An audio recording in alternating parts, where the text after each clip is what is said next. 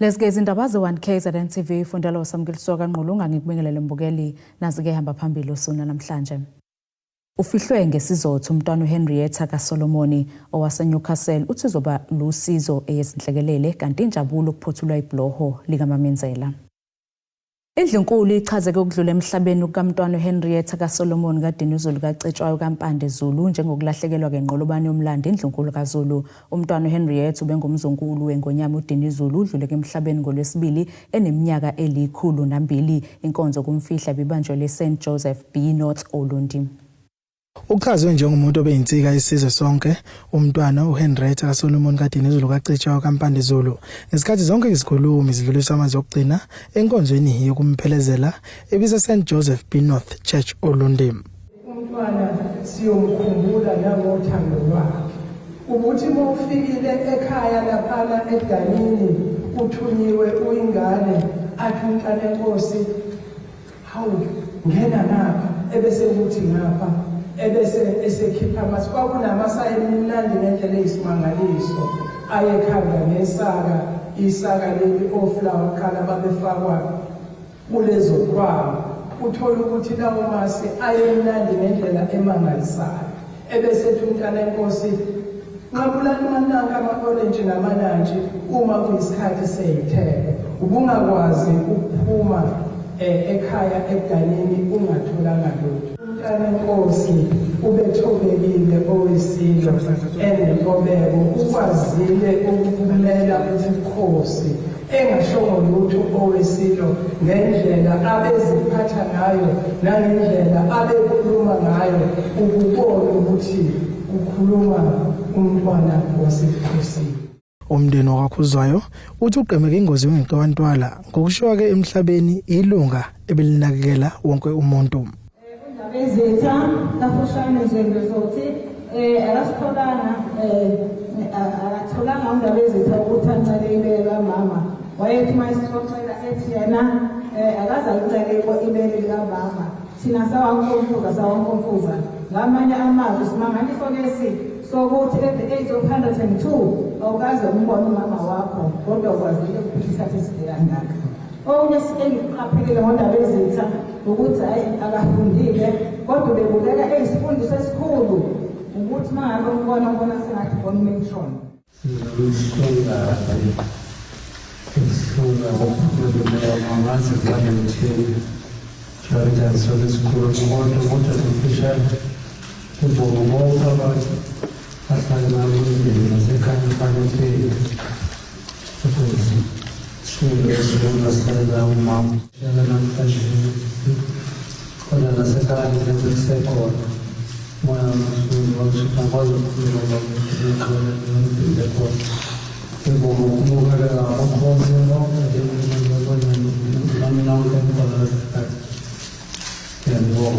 Uhlulekile ukuzibamba izinyembezi umzukulu kamntwana ngesikhathi ke ethula inkulumo yakhe ebisifundwa komunye wabazukulu uchaze ugogo wakhe njengomuntu obashiye nezimfundiso.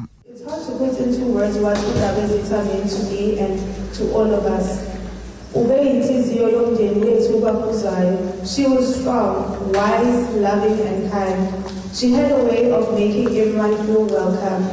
Heard and loved noma kuthiwa umndeni, umngani, umakhelwane.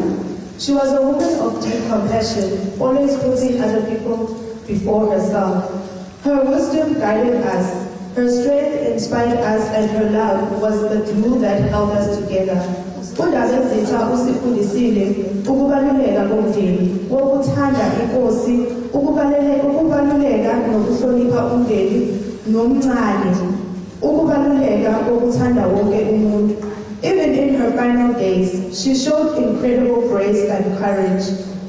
While we will miss her more than words can say, we take comfort in knowing that her legacy lives on in her children, her grandchildren, and all the lives she touched. Okhulumela ke uNdlunkulu Gwabeni uchaze ukudlula emhlabeni kukamntwana uHenrietta njengokulahlekelwa okukhulu endlunkulu kaZulu. Abababhali inganekwane bathi masebegcina bathi Nkosi yaphela nathi basendlunkulu sisho njalo sithi lolele lapha ogcina ngci endlini yokaTuzo iphelile nya ubuhlungu nina babaphuzwayo ubuhlungu kini sizwe sonke ukwehlukana nowakwethu kodwa-ke thina sithi asikhali yilokho cha asikhali ngokufa sikhala nje ngokwehlukana ukuthi ukufa sifundisiwe ngakho ukuthi singakhathazeki ngabalalayo sibonga uNkulunkulu-ke namhlanje obesebolekile le ntombi yenkosi kuze kube iminyaka yo-102. Umntwana uHenrietta wayeganeke uJohn umuntu wenkosi obeyindodana kamfundisi oMbiya Khuzwayo eMelmoth ngonyaka ka1949 naye ungasekho. Umntwana uHenrietta kaSolomon kaDinizulu kaCetshwa kaMpande bese ngokugcina kophilayo ushiyeke emhlabeni amadodakazi akhe amathathu kanye nabazukulu. Ezindabeni ze1 KZN TV kubiNkosi Enhle Mthembu Olundi. Imeya kaMasipala eNewcastle uXolani Dube uveze ukuthi ke bazokwazi ukulungisa inqalasizinda edolobha ngemali abayithole kumnyango wezokubusa ngokubonisana nezindaba zomdabu elinganiselwa ku11 million rand. Umeya usho kanjena ke ngesikhathi exoxisana neziko labezindaba ngezihlelo abanazo ukulungiselela inqalasizinda eyalinyazwa ke izinhlekelele. Imeya kaMasipala eNewcastle uXolani Dube uthi bahlomule ngemali elinganiselwa ku11 million wamarandi. Uhulumeni kazwelonke imali elingana no11 million ebhekenene ke nezinhlekelele ezike zasehlela. Siyavumelana ke ukuthi imali abasihlelele yona abahlonishwa iyokwazi ukuthi siyisebenzise kodwa ke ayenele ngenxa yezimo esindlule kuzo. Uma ubuka eNewcastle sinama cases amadala einhlekelele ezenzeka 3-4 years ago esingakakwazi ukuthi abantu ababethenjisiwe bakwazi ukulekeleleka kodwa kuloke sesikutholile siyo prioritize ukuthi asibuke inqalasizinda kube yona esiqala kuyo nalabantu behlukumezeke khona kakhulu ngokuthi imigwaqo limele ukuthi bangasakwazi ukuhamba khona nakhona sizophinde si-attende leduzane sizophinde ke sibuke futhi nento ama potholes emgaqweni yethu ngoba imigaqo yethu eminingi ilimele ilinyazwe izimvula ama potholes segcwele yonke indawo ngenxa ukuthi amanzi beme endaweni. Uqhube ngokuthi bazokwazi ukulungisa enye ingqalasizinda edolobheni Newcastle.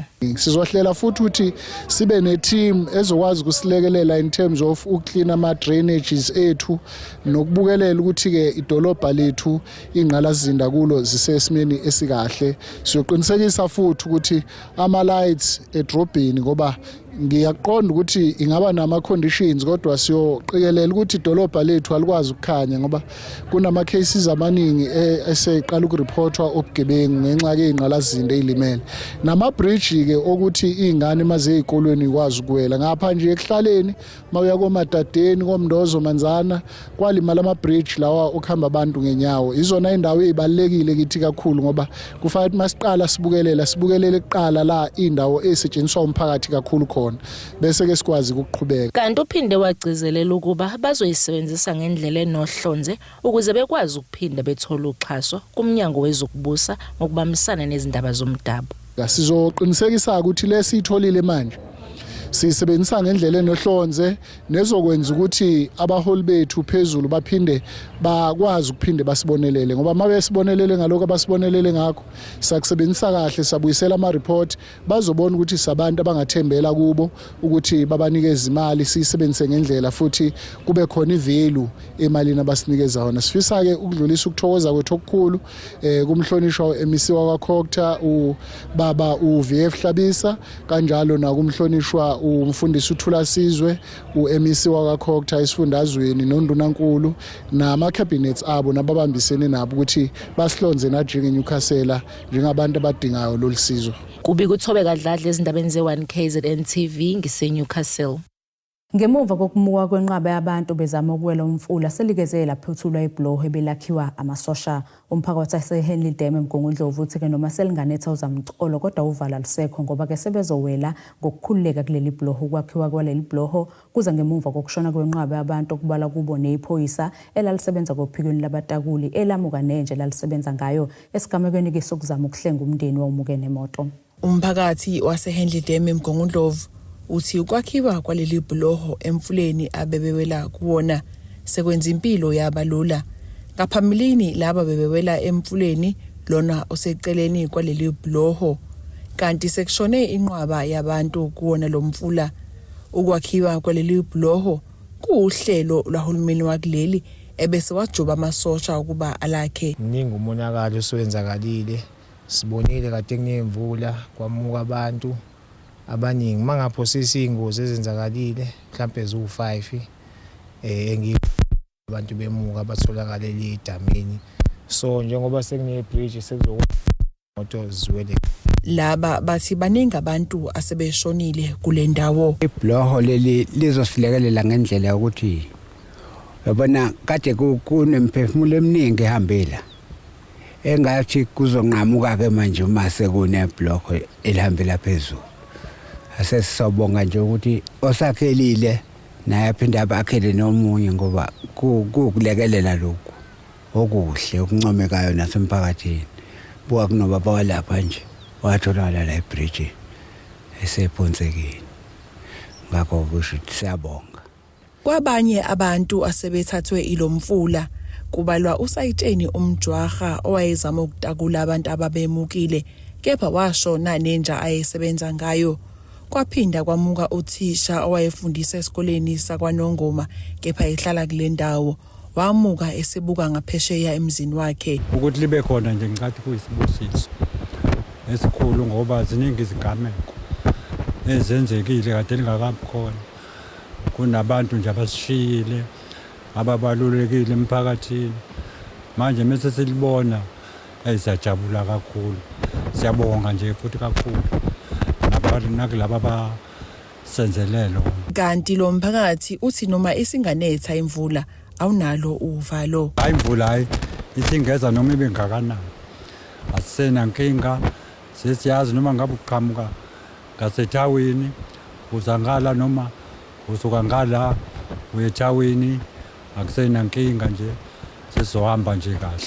Ezindabeni zo1KZN TV ngu-Ayanda Dube kusahindli Dem eMgungundlovu.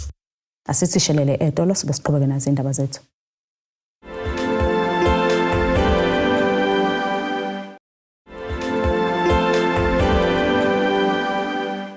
Asikwamukele mbukelo ubukeleke indaba ze1KZN TV nazi ihlokwana kwizona ehamba phambili namhlanje.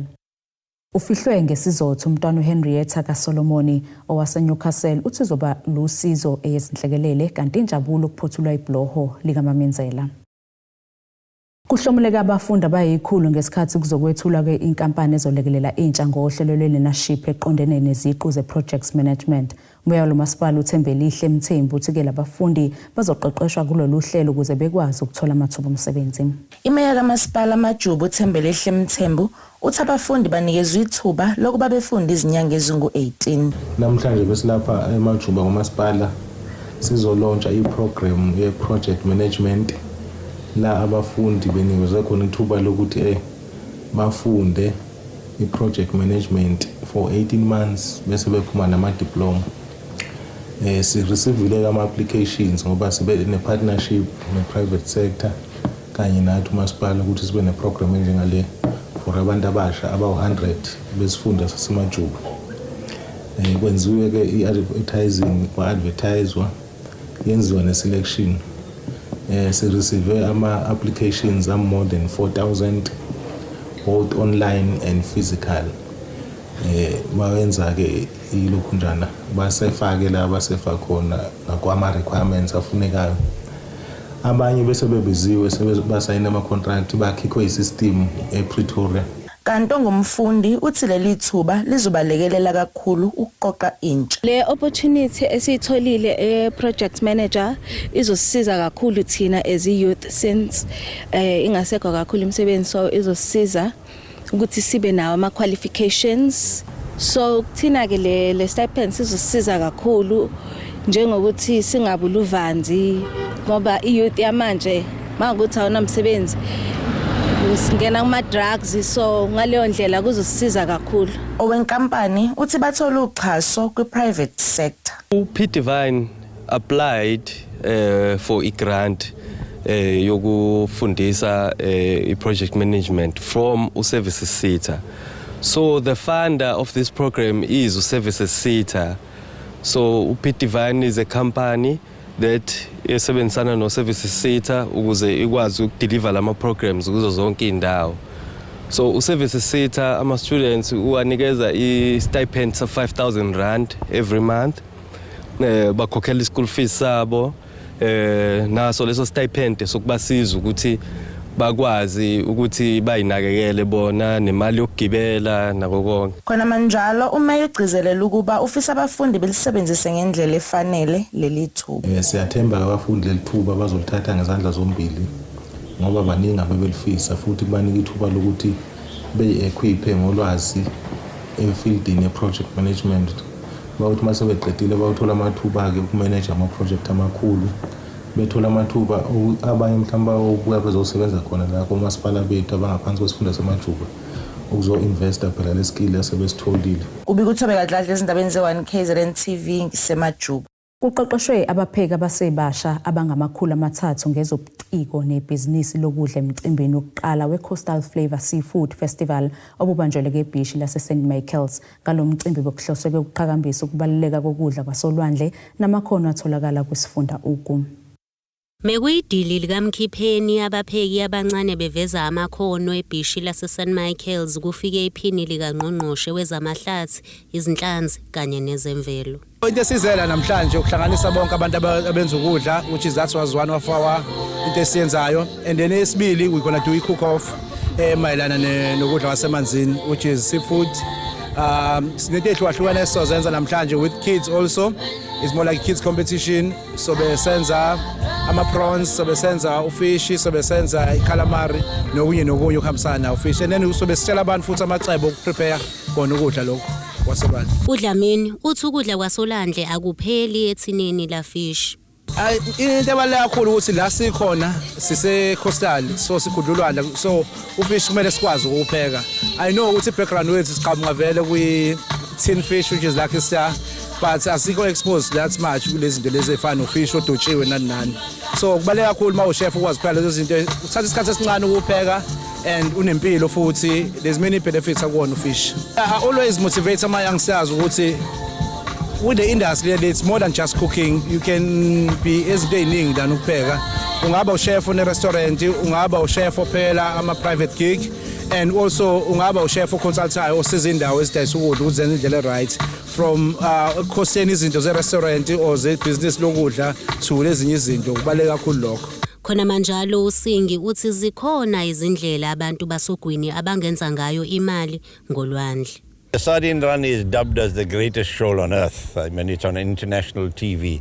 But I don't think all our people are getting economic benefit out of it. So I'm very pleased that a certain gentleman who's had about 40 years of experience in netting sardines is going to be with us a little later on here to talk to our cooperatives of how they can benefit from the sardine run. Not only catching sardine on the shore, the leftovers, but going out to sea.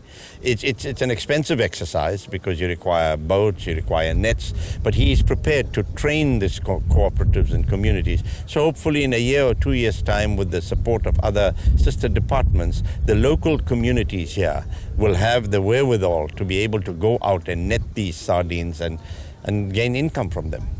The ocean economy there's vast opportunities, but the opportunities for now is only being experienced, and the benefits are to the larger companies. And we want rural communities and communities living along the sea to also benefit. So this kind of project of creating these cooperatives, giving them fishing rights which they never had before, fishing rights for 15 years, allowing them permits to catch fish, providing the kind of equipment they require, is empowering the communities that live along the sea. Because there's no point in them living along the sea and seeing other people catching fish, going out with their boats, processing fish, and also, we want to involve them in things like boat building.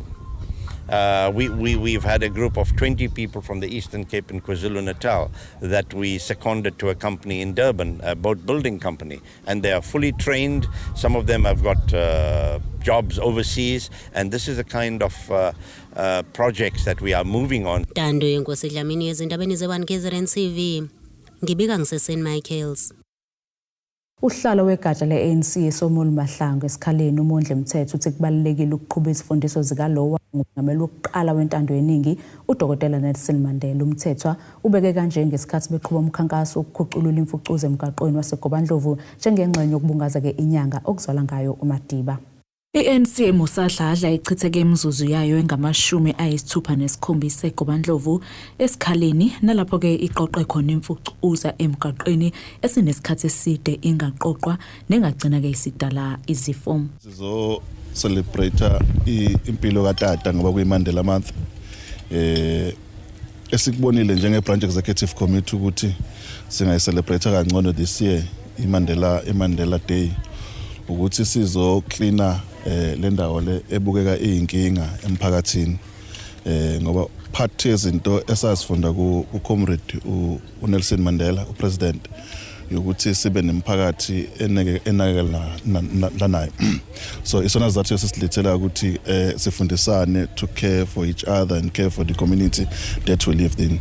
Izo lezi ke izinto esisifunde ku president wethu selele uMandela. Leli gatsha liphindela kube nawe isifundo ngomongameli oqala wenkululeko kuleli uDokotela Nelson Mandela. Lokhu bathi bakwenza ke igameni lika Mandiba ukulandela ezimfundisweni zakhe. uMandela siyamazi ukuthi ungomunye wabantu ezingeni likahulumeni wabamba iqhaza elibalulekile ekwakhiweni komthethosisekelo wezwe laseNingizimu Afrika. Uma uya kumthethosisekelo waseNingizimu Afrika uya ku chapter 7 okhuluma ngemsebenzi kahulumeni wasekhaya. Eminye yemisebenzi eqhakambiswayo lapho umsebenzi ukuqinisekisa ukuthi imphakathi yakithi ihlala ezindaweni ezihlanzekile, environment abahlala kuyona iclean.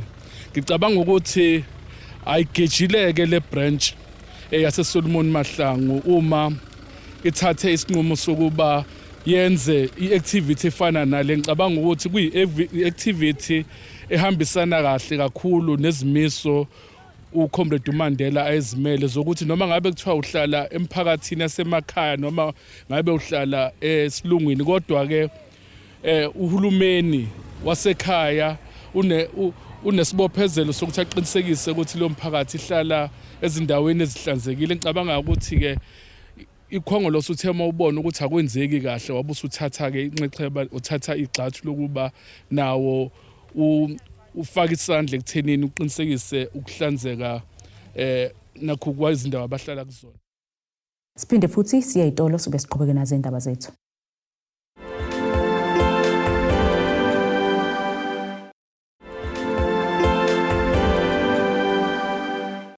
Siphinde sikwamukele mbukelo sabukele zona indaba ze1KZN TV nazo bekwizwana behamba phambili osukela namhlanje.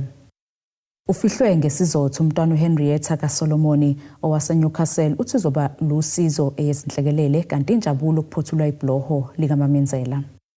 Ake sibheke ngosini yezomnotho. Izimakethe ezivaleke irandi liwu-17.69 emaqhathaniswa nedola laseMelika libo 23.86 emaqhathaniswa nopondo libo 20.80 emaqhathaniswa ne-euro. Igolide lona belu-3,357.49 ounce olengahluzu wona u-$69.18 umphongolo. Ake sibheke ngosini yezemidlalo. Bebephume ngobuningi kabathandi bebhola ukuzobuka imidlalo yeKZN Premiers Cup ebibanjelwe enkundleni uMhlathuze Sports Complex eRichards Bay. Le nkundla bese kuneminyaka engasetshenziswa kulandela kokumisa kwayo iPremier Soccer League ngonyaka ka2021 ngenxa ungabi esimene esifanele. Abathandi bebhola baphume ngobuningi babo ukuzothamela imidlalo yeKZN Premiers Cup esingethwe kwinkundla uMhlathuze Sports Complex eseRichards Bay. Abathandi bebhola baphinde bazokalisa ukujabula kwabo ngokuvulwa kwalenkundla emva kokuvalwa isikhathi eside njengoba beyilungiswa kabusha uMasipala uMhlathuze. Ukuvulwa kwalenkundla kusijabulise kakhulu thina abantu baseZululand kakhulukazi ngenxa yokuthi even na i-team yaseRichards Bay bekunzima kakhulu ukuthi kufanele idlala ama-games njalo away. So ke lokho kwenzakele kuzokwenza ukuthi even ngisho nakwezentuthuko emphakathini kuzoyithuthukisa kakhulu indawo yangakithi kulaba bezamabhizinisi. nokubuya ke nje kwemidlalo jikelele ibuya ize eMhlathuze kuyasijabulisa kakhulu thina ebesingabalandeli beRichards Bay ebesitravela kanye neteam ngaphansi kwezimo enzima kodwa manje imidlalo sesizokwazi ukuthi sibambe eduze la eMhlathuze. Besiphathe kabi uRichards Bay ikwazi ukudlalela endaweni yayo. Nale Zululand kusho ukuthi kuzoba nama games akhona la ngeke travel sonke isikhathi nabantu abala bazokwazi ukuthola isikhathi ukuthi babukele ama games endaweni zabo labahlala ngakhona. Ngijabule kakhulu ngoba ivule ngamagoli. Uyona into nje ebaleka kakhulu le. Ivule ngamagoli lento lemidlalo asiyama ukuthi noza ngeke siphoqeke. Amaqembu ebhola nawo aphawulile emva komdlalo wamaZulu FC neLamotville Golden Arrows ngalemidlalo nje obezilungiselela ukuqala kwesizini ka-2025-2026. I think sidlale kahle kakhulu. We started the game ngendlela ebesifisa ukuqala ngayo. We wanted to build up from the back. Even though besinikeze inkinga because of the speed that they have up front and the aggression that was presented by their front three. But we managed to break the press a few times, and the few times we broke the press, we were very good in the final third. Our combination play and our speed, coupled with the aggression up front, gave us the goals. From our preparations, we expected it to be tough in all the areas in possession and out of possession, and I believe our boys today, they really stuck to our tactical agreements. We considered quick goal, first half, corner kick. After that, we reacted with a very good goal from Dion as well. But today, defensively, we were just not at our best because AmaZulu, they kept on breaking our line very easy. Lemdlalo ivulwe ngokusemthethweni uNdunankulu wesifundazwe kwaZulu-Natal uThami Ntolinga, kanti abalandeli bebelokhu bengenile emasangweni ukuzothamela lemidlalo ezodonsa izinsuku ezimbili. Sesiyajabula uma isimo sesifikile ukuthi iqembu lalapha ekhaya lidlalele lapha. Kuningi abazokuthola abanye ngoba ngisho ngadayisa induku noma ngadayisa ubanana noma ngenzani emnothweni nje umbushilo bakhona abazozuza. Ukuvula kwalenkundla kusijabulise kakhulu. Sesitravele kakhulu neteam siya eKingswell ithini sihamba kumosheka imali kodwa sesiyazi sesizogibela ngemali encane umuntu ezobuka lenkundla kuzovuleka namathuba omsebenzi. Izindabeni ze1 KZN TV kubikuthi abantu maphumulo eRichards Bay. Nasike isimo sezulu sakusasa singalendeleka.